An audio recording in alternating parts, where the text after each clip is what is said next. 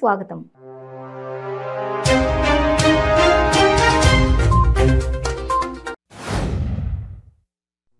దేశవ్యాప్తంగా సంచలనం సృష్టించిన బీఆర్ఎస్ ఎమ్మెల్యేల ఎరకేసు పిటిషన్పై నేడు సుప్రీంకోర్టులో విచారణ జరిగింది. విచారణ అనంతరం సుప్రీంకోర్టు కీలక ఆదేశాలు జారీ చేసింది. ఈ కేసుపై ఇరు వర్గాల వాదనలు విన్న కోర్టు తదుపరి విచారణను జూలై 31కి వాయిదా వేసింది. అప్పటి వరకు కూడా కేసు దర్యాప్తుపై స్టే ఉంటుందని కోర్టు స్పష్టం చేసింది. భద్రాద్రి రామయ్యను శ్రీ శ్రీ త్రిదండి అహూబిలా జిఆర్ స్వామి దర్శించుకున్నారు.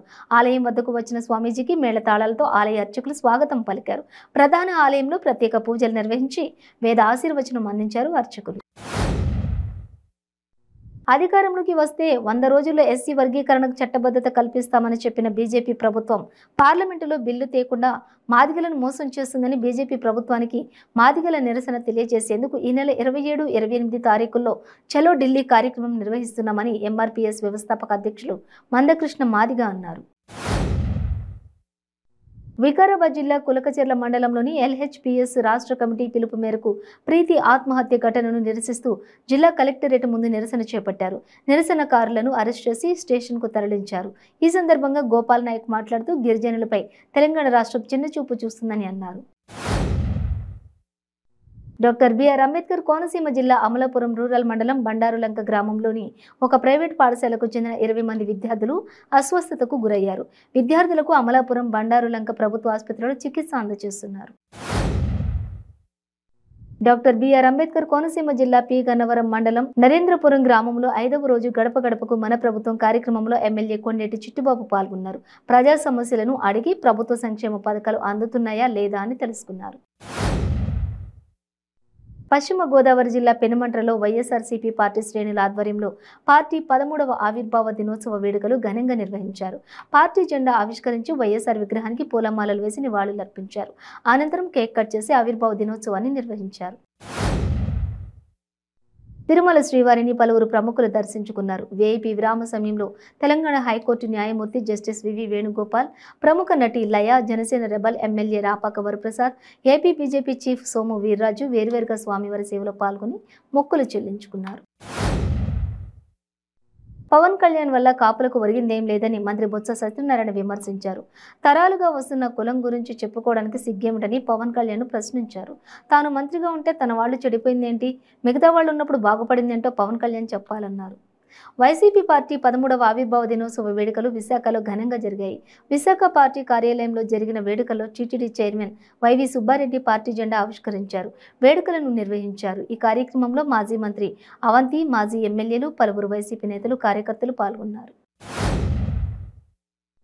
తెలుగు సినిమా చరిత్ర సృష్టించింది. బెస్ట్ ఒరిజినల్ సాంగ్ విభాగంలో నామినేట్ అయిన RRR సినిమాలోని నాటు నాటు పాటకు ఆస్కార్ అవార్డు లభించింది. సినీ చరిత్రలో అత్యంత ప్రతిష్టాత్మకంగా అవార్డుగా భావించే ఆస్కార్ పురస్కారాన్ని అందుకుంది. తెలుగు చిత్రం RRR 95వ ఆస్కార్ అవార్డుల వేడుకలో ఈ చిత్రంలోని నాటు నాటు పాటకు ప్రతిష్టాత్మక ఆస్కార్ అవార్డు వరించింది. వైఎస్ వివేకానంద రెడ్డి హత్య కేసులో సీబీఐ తనపై తీవ్ర చర్యలు తీసుకోకుండా నిలువరించాలని వైసీపీ ఎంపీ అవినాష్ రెడ్డి తెలంగాణ హైకోర్టులో పిటిషన్ దాఖలు చేసిన సంగతి తెలిసిందే. అవినాష్ రెడ్డిపై సోమవారం వరకు చర్యలు తీసుకోవద్దని ఇటీవల ఆదేశాలు ఇచ్చిన హైకోర్టు నేడు ఆ పిటిషన్పై విచారణ కొనసాగించింది. తీర్పును రిజర్వ్లో ఉంచింది. తీర్పు వెల్లడించే వరకు అవినాష్ రెడ్డిని అరెస్ట్ చేయవద్దని సీబీఐకి స్పష్టం చేసింది. ఎమ్మెల్సీ ఎన్నికలపై టీడీపీ పార్టీ కేంద్ర కార్యాలయం పార్టీ జాతీయ అధ్యక్షులు నారా చంద్రబాబు నాయుడు వర్చువల్గా పరిశీలించారు. పోలింగ్లో అక్రమాలు, వైసీపీ దౌర్జన్యాలు, అక్రమ అరెస్టులను అధినేతకు పార్టీ నేతలు వివరించారు. వివిధ ఘటనలపై కడప ఎస్పీ, తిరుపతి జిల్లా ఎస్పీ, కలెక్టర్లతో ఫోన్లో టీడీపీ అధినేత మాట్లాడారు. కరీంనగర్ జిల్లాలోని గంగాధర మండలం కురిక్యాల వద్ద ఘోర రోడ్డు ప్రమాదం చోటు చేసుకుంది. రోడ్డు ప్రమాదంలో 2 బైక్లను మరో ద్విచక్ర వాహనం ఢీకొట్టిన ఘటనలో 2 దుర్మరణం పాలయ్యారు. ఈ ప్రమాదానికి సంబంధించిన సీసీ ఫుటేజ్ పోలీసులు విడుదల చేశారు. కొమరం భీం ఆసిఫాబాద్ జిల్లా కాగజ్ నగర్ పట్టణంలోని ఈఎస్సీ గేటు వద్ద లారీ అసోసియేషన్ సభ్యులు రాస్తారోకో చేపట్టారు. సిర్పూర్ పేపర్ మిల్లు యాజమాన్యం రోడ్లపై గోడల నిర్మాణం వల్ల వాహనదారులకు, లారీలకు తీవ్ర ఇబ్బందులు ఎదురవుతున్నాయని ఆరోపించారు. ఉమ్మడి మహబూబ్ నగర్, రంగారెడ్డి, హైదరాబాద్ జిల్లాల ఉపాధ్యాయ నియోజకవర్గం ఎమ్మెల్సీ ఎన్నికల పోలింగ్ ప్రశాంతంగా కొనసాగింది. పోలింగ్ కేంద్రాల వద్ద ఎలాంటి అవాంఛనీయ సంఘటనలు చోటు చేసుకోకుండా 144 సెక్షన్ విధించారు.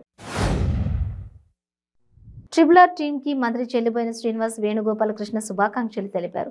నాటు నాటు అనే ప్రసిద్ధ పాటకు ఉత్తమ ఒరిజినల్ సాంగ్గా ప్రతిష్టాత్మక ఆస్కార్ అవార్డును గెలుచుకుని చరిత్ర సృష్టించినందుకు స్వరకర్త కీరవాణి, గీత రచయిత చంద్రబోస్, ప్రముఖ దర్శకుడు రాజమౌళి, ట్రిబుల్ చిత్ర బృందానికి మంత్రి వేణు అభినందనలు తెలియజేశారు. కృష్ణా జిల్లా గుడివాడలో పోలీసులు ఆకస్మిక తనిఖీలు నిర్వహించారు. ఏఎన్ఆర్ కాలేజ్ వెనుక గోడవర్తి కిరణ్ అనే వ్యక్తి గంజాయి విక్రయిస్తుండగా పట్టుకుని అరెస్ట్ చేశారు. 2 కేజీల గంజాయిని స్వాధీనం చేసుకున్నట్లు 1 టౌన్ సీఐ గోవిందరాజులు తెలిపారు. దొంగ ఓట్లు, తాయిలాలు, బెదిరింపులు, దాడులు శాసనమండలి ఎన్నికల్లో అందున సమాజంలో ఎంతో గౌరవమున్న ఉపాధ్యాయ, పట్టభద్ర ఎమ్మెల్సీ ఎలక్షన్లలో అధికార పక్షం ఆకృత్యాలకు అంతు పొంతు లేకుండా పోయింది.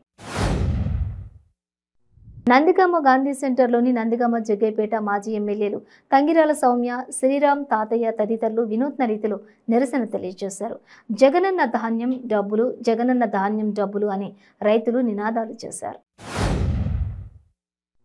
నెల్లూరు నగర పరిధిలోని మోడర్న్ స్కూల్లో పట్టభద్రుల ఎమ్మెల్సీ ఓటు హక్కును మాజీ మంత్రి వెంకటగిరి శాసనసభ్యులు ఆనం రామనారాయణ రెడ్డి మరియు కుమార్తె కైవల్యారెడ్డి వినియోగించుకున్నారు.